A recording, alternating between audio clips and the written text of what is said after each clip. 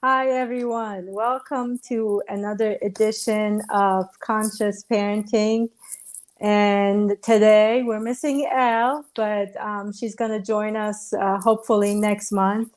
She had actually, she was a judge for elections. She was an election judge today. So we excused her. So she's not going to be here until next month. But I have the other fabulous moms here, Angelique, Hillary, and Diana. And today the topic that I picked, or we all picked for you guys, was first of all to share with you what each of our concept is, what a mom is, what a parent is, and what we think, and also going from there to the concept that everybody's life is a gift. We come here, this life for all of us is a gift, but I think more so for parents and moms in particular. We birth the child and we give them that gift of life, but then we try to grab onto them, hold on to it, control it, and out of fear, out of worry, out of all those things that moms do. It's like and and at some point we gotta let go and gift them back their lives and say, here you go, it's your life, it's not mine. And what does that look like? And some of us, I think, most people look at it as, they have until high school to get there. And then after that, they can let go. Some parents never fully let go. And some, like I had to do recently, was to learn to let go much sooner, right before he's entering high school. Again, God bless him. He always pushes me to, hey mom, you're sitting idle. Let me give you something. You look like you need a challenge, mom. Here you go. How about this one? So that's where I am, and yeah, it was a good thing to get back to me and realize all that. So the first thing, I guess, for me, I'll go ahead and start the conversation of what I think mom and a parent is. What I've come to learn is truly, I think it's a gift for us, as well as, like I said, giving birth and creating life. And also being able to realize that we're here just to guide and give them the basics and then let go and free form. And again, like, here's yours, here you are. And I think part of the other challenge why I picked this topic is I've had a couple of clients, and recently someone that I know, a friend, that their child passed away, and I think all of them, actually, it's interesting. Most of even the clients that came, the kids are in their like 19, 20, 21 range. And I think that's another challenge, that what happens, what we face when something like that happens to us. And that's why it made me think, what is our function as a parent, as a mom, especially in those situations when they come about, what happens to our lives. So here you go. That was my 2 cents. And now I'm passing it on. Where should we go? I'm going to go down this time. Hillary. Do it. There you go. Yes. That's a What really, would you like to share? Yeah. well, that's a really heavy, I think there's a lot more of that losing children right now, Mm-hmm. young adults. So a role as mom and parent, I think it wasn't honestly until I started working with you too, said that I fully grasped the concept of, I helped kind of get you here in your form. But the journey is yours, and I'm here to support you and hold your hand when you need it, and offer advice or guidance, and also to provide some rules and raise you to be, a good member of society. um, Kind and loving, and all the things that that my family, that our small family, want to instill. And I know other families operate differently. I struggle a lot with knowing where to let go. The advice I was given from his therapist was, if it's something that's going to put him in danger, and the fact that his brain is not fully developed here at age 16, then it is my responsibility to step in, because I have certainly been on the planet longer. So just working through, it's not as cut and dry as you would think. Yeah. No, I agree. And for each kid is different. Yep. Yeah, because they're kids I've seen. Just among, I compare. A lot of kids come and go through our house, and I see them. There's some that really I call them no stress. Like they wouldn't do anything that you deem dangerous. Like they're easygoing, just like a coasting. And there's some that are like, oh, you just got, like one of them being Ilya. Every time, where is this going? Yeah, they're all different. So the danger zone for each one, I guess, even the one that I consider coasting, maybe to the parents, they probably have some danger zones that they worry about, opposite of what I would consider. Yeah. All right, Deanna. I thought you were going cat a corner. No, I'm going this way. I love what Hillary just said. I'm getting to live this out loud, as Elijah is now 18 and going out on his own, and he is teaching in his way, more like insisting on what the line is. Because when I cross the line, a loud alarm goes out, like swat. In a, in a, I used to try to figure it out. Now I realize that I'm trying to figure out me, right? I mean, that's really what this conversation is when we talk about, ourselves as mothers, as parents. So much of what we're taught is it's about the kid.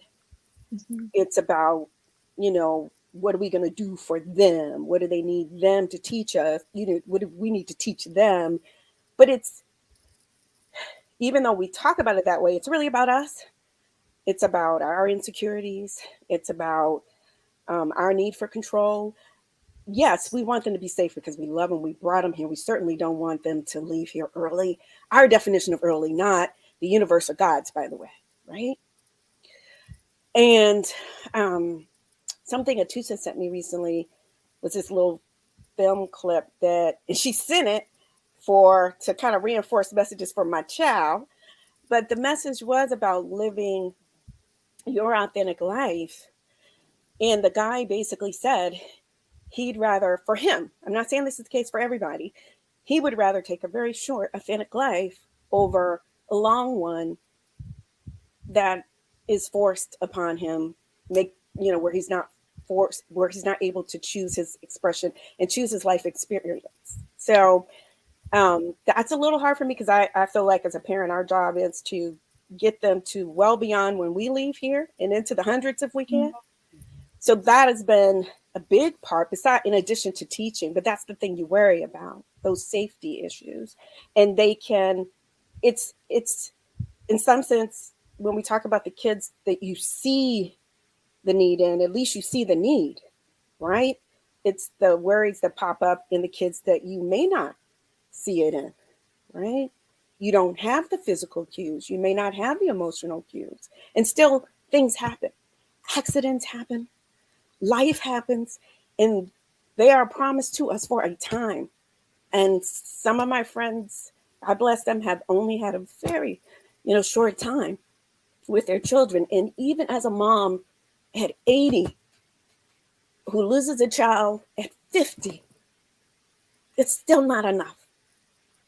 So I'm a bit emotional about it. I think just at this time in particular, thinking about that, and when I wanted to become a mom and when I wanted to get married, that was like, I'm realizing these days that really was my life dream, my life purpose was to be a mom, to have a family that's mine, built the way I would choose to express myself. So the thought of losing any aspect of that is surreal. So I can't even begin to imagine what mothers who have lost, either through physical or through choosing or through any other situation. But anyway, what I was going to say is when I put that wish forth, I said, just a day. If I could, at 35, I was saying just a day. Like if I could just have a day. But now that I have those things, I'm like, F that. So there's a wonderful value of appreciation and gratitude. And I probably way overspent my time, but it's just, I can appreciate that I've had 18 years and however many days that represents. And I'm looking to have a lot more, but that's my biggest fear. And I think if I could just be present, back to Hillary's definition, uh, as long as he's safe, then everything else goes. Sorry, guys. Anyway. Yeah, you're good. You're good. Angelique, your definition, being a mom. Oh my gosh. I wouldn't use a lot of P words. You said present, Deanna, just now, and all these P words started popping up all of a sudden. So, as a mom, I try not to project. So, I try not to project my insecurities, my worries, my angst onto my daughter who's 13. So that she has a safe space to be herself. I want my daughter to have a personal experience. So, in order for her to have her own personal experience, for me to respect her personal space, I need to give guidance, but also pull back. And again, pulling back on and not being a projector. So, understanding that every human has their own personal experience, they see things through their perspective and through their lens. Um, you know, we all use a lot of different words, safety, making sure that they're okay and guidance. And if I could put that into one word is as mothers, we are protectors. We just want to protect and wrap around our children. We definitely do want the best for them. We don't want them to stray away. We want to protect them. We think of, when we have a list of like mom and all of the adjectives around mom and all the adjectives around dad, we say dads are, the protector and the provider. That's another P word. So I feel that as moms, and, I want to say a single woman who's a parent because her father is so involved. I see myself as a protector and a provider for my daughter. And I see that as a role of us as moms. So I know I threw out a lot of P words just as I was Those are good thinking them. keywords. Those are good keywords. Right. The alliteration. But no, great P words.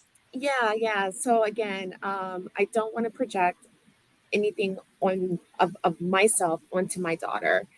I want her, as well as, again, every single human, to have their personal experience and to respect that. And then just to be a provider and protector over my baby girl. And again, trusting that I did what I did and could what I could so that when she does enter into the world, not at 18, but when she just goes to school, I mean, that's entering into the world without me, or when she goes to her friend's house, that she's making very smart decisions and choices based upon, just the guidance and the guardrails that I set up, but allow her to freely move within those. Yeah. I think part of it is that finding that balance between protector and not projecting, though, because when the protector comes, a lot of times it's our fears that Exactly. we want to go protect, So again, do I want to project this fear on them? Because it is and I notice we see a little bit differently again because of our own experiences, because we've lived a longer life, whatever. So we quite not seeing it through their lens, but a different lens. And so it's, where do we find that balance to, and it is partly letting go and trusting the world and the universe that, I gotta trust she is here for the life that they're here, however long that is, and that whatever that entails, all I can do is guide and step back. And there's some points that we do protect and we come. I mean, I always ask Ilya, he knows, he's like, Mom, I know you got my back, because God help whoever comes after me, you're gonna be there. But again, that's a different kind of protection than going in there, always trying to make sure no harm comes to him, because it's out there and he has to live that life and it has to come and see him, just like it saw me. I had those experiences. If he's meant to have it, he's gonna have it. So I think for me,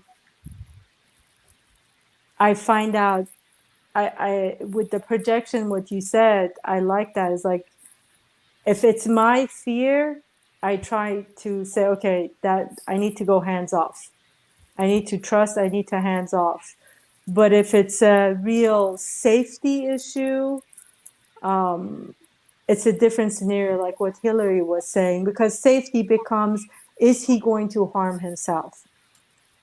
Is he, because these are real things, kids get into, they're going to have they get into situations in their lives, or parts during the parts of their life that they have so much emotions going on, so much going on in their lives, at school, bullying, whatever is going on, that safety becomes, are they going to harm themselves? Are they going to harm somebody else? Are they going to harm me?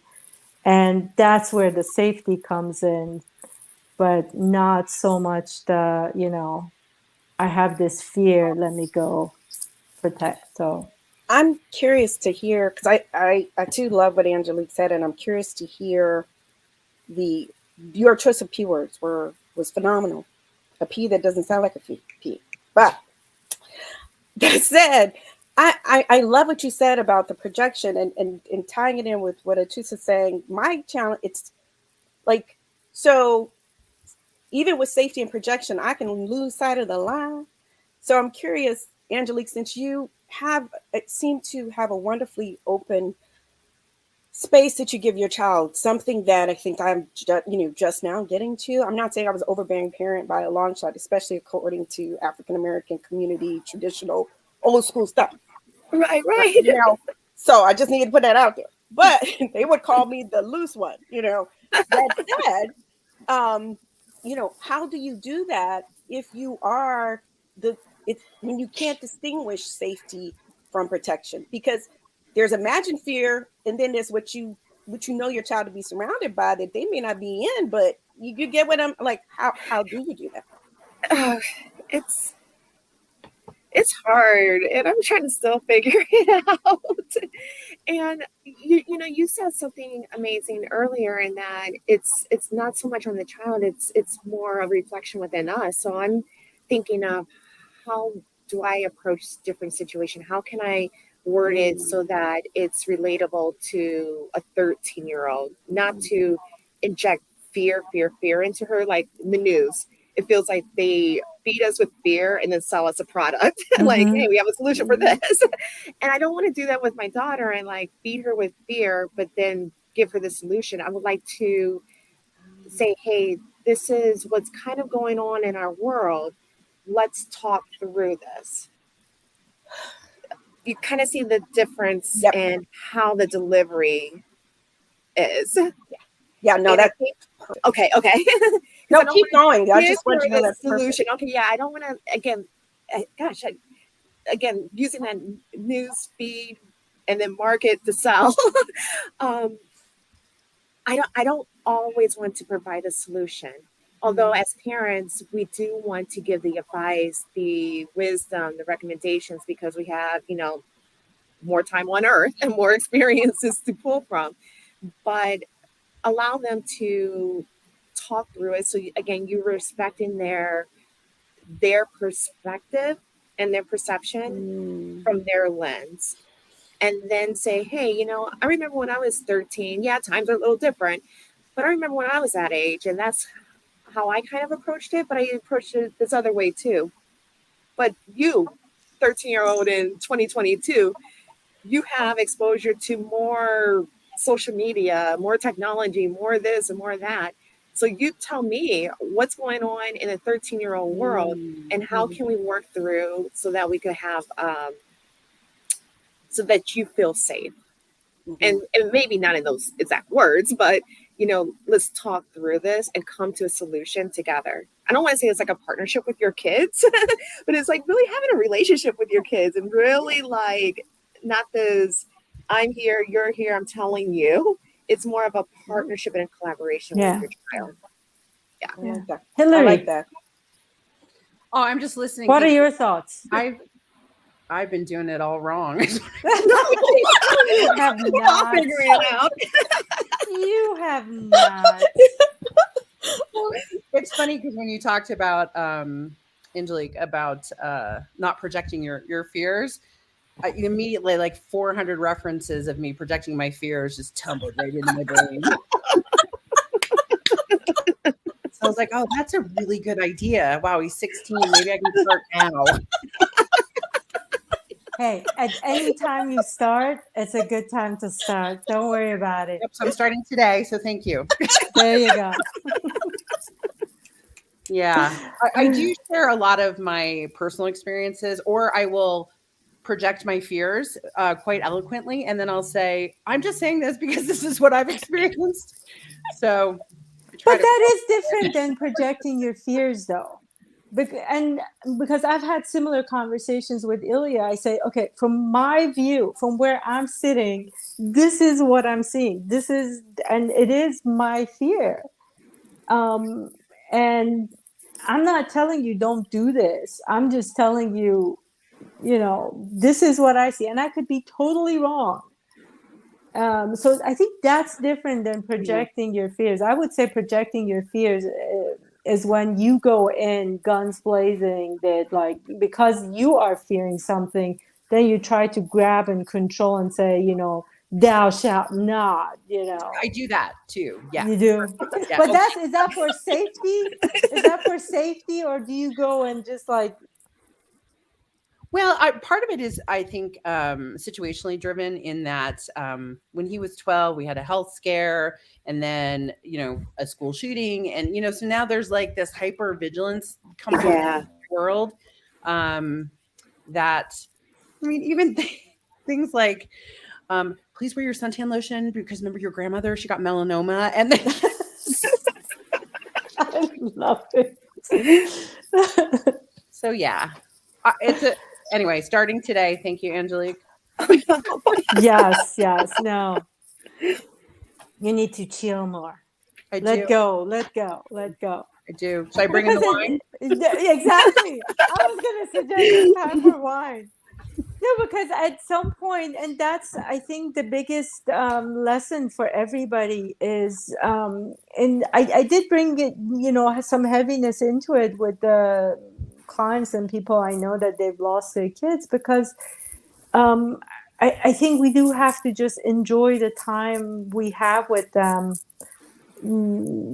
because we don't know when our time is going to end. We don't know when their time is going to end. And also part of that is that experience and exchange that you can have together. And what does that look like together if you're communicating and letting them go and live their lives to a point, again, as long as those safety things, I think, are met, that they're not harming themselves, they're not going to harm somebody else. physical harm to themselves, physical harm to someone else, or you. And then from that space, okay, I'm let's play with this. And every day I think it's a play. It's like, let's play with this. What are we molding today? What are we doing today? Because as you know, we are changing. Diana mentioned this. It is a they're here also to teach us and show us ourselves and what our triggers, and to your point, what are my fears.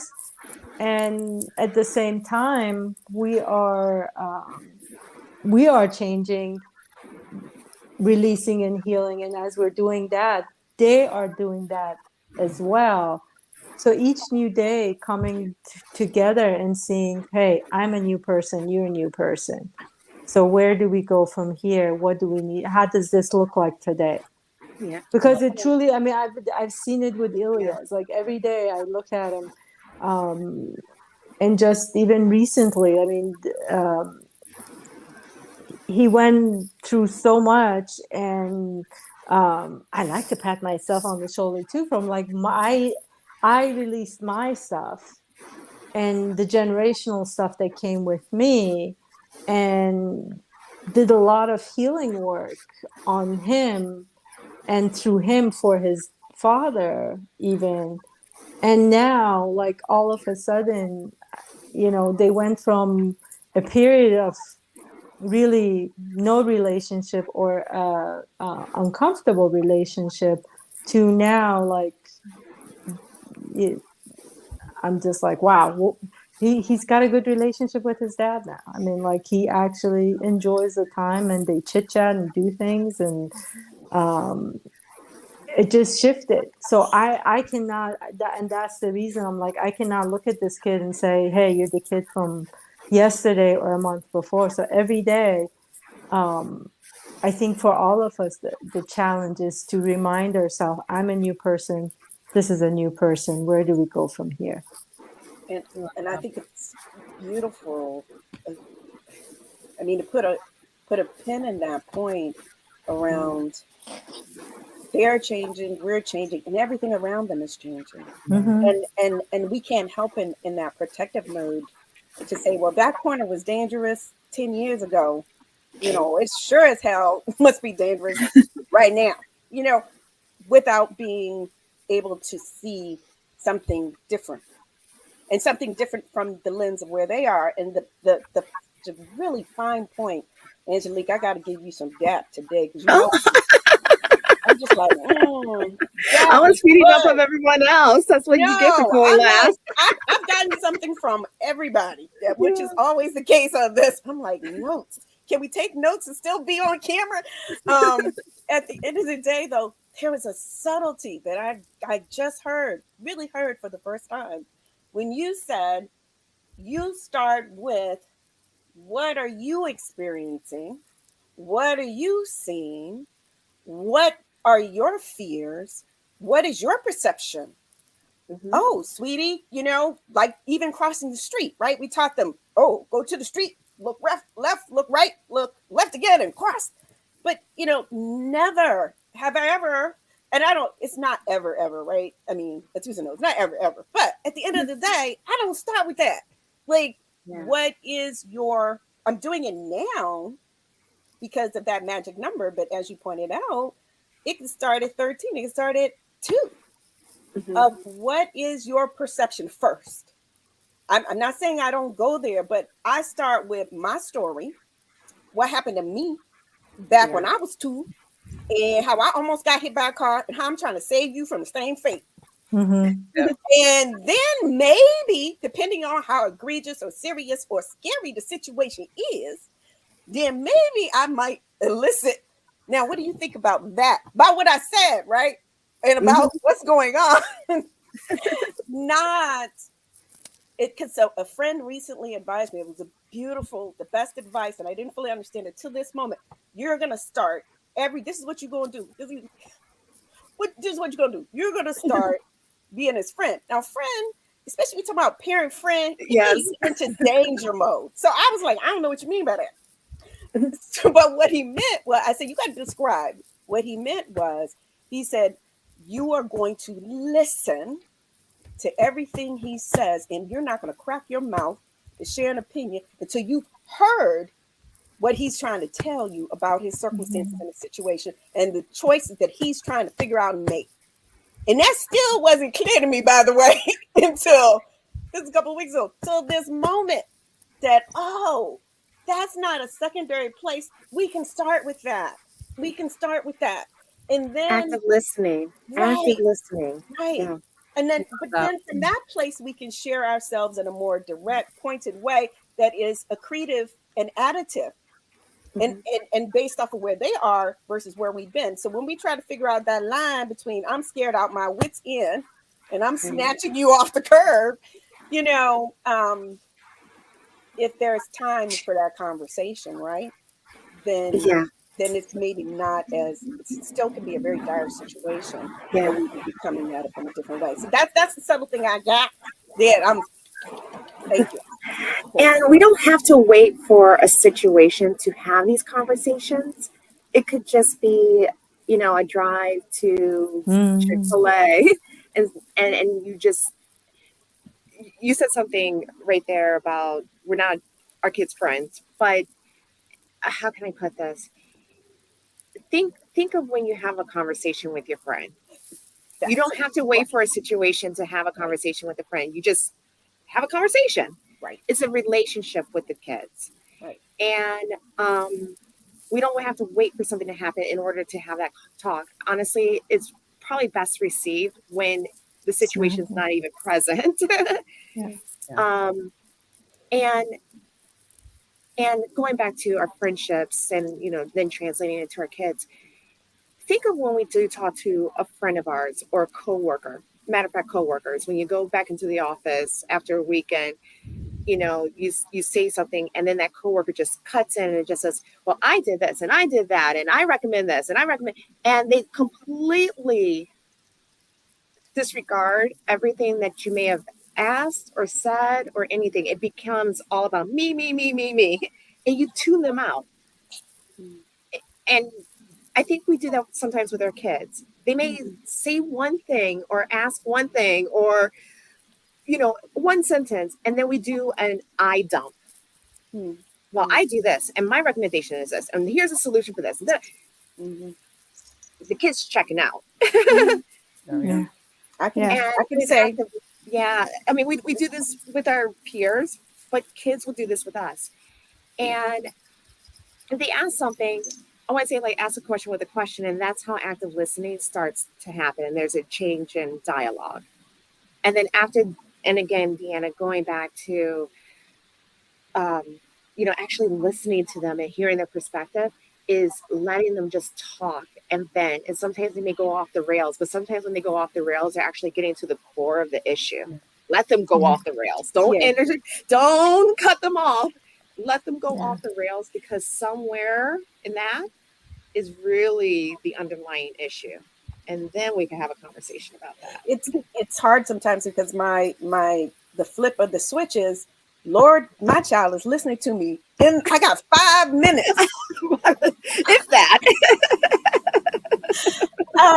But what you say, you know, really hits home of when we're present and let it unfold. And I've seen that happen with Elijah even before now. I just don't think I recognize the difference that when we actually let it unfold, even if it unfolds for 5 minutes, and I'm not the magic one who has to bring the solution, right? I have seen it go places that I was totally surprised at, and receive information that I would not have otherwise gotten if I just hadn't been willing to be present, even in my discomfort, just because. There's that P word again, present. And just like us, you know, when you talk to a friend and you just say, hey, I want to vent, I want to just project all the stuff that's going on inside. When you're talking, you get to see and get your own solution, get your own what you were looking for. with the kids is the same thing. I mean, I find that with Ilya, sometimes he comes and says, I just want to vent. And then he starts pacing back and forth and talking and talking and talking. And I'm just sitting there. And then at the end of that conversation, he's like, okay, now I see, then he gets to a place that he sees himself. And then he goes, he's like, okay, that was a good conversation. I didn't even do anything. Right. So yeah, let's have more of these. I'll work yourself out. Yeah. Hillary, last points, last comments, anything else you want to share, bring about? I don't. I actually have to go pick up the little bugger who still doesn't have his license. Go. Soon. Get ready for that. I know. But thank you all. This is always, I learn a ton. Really, So do I, Hillary. So do I. Yeah. From you, girl. Really. I love you girls, ladies. Love Thank you. you. Thank you, Angela. Thank you, Have Chica. fun. Thank you, Hillary. Thank you. Go thank run, you. Hillary. I will. Bye.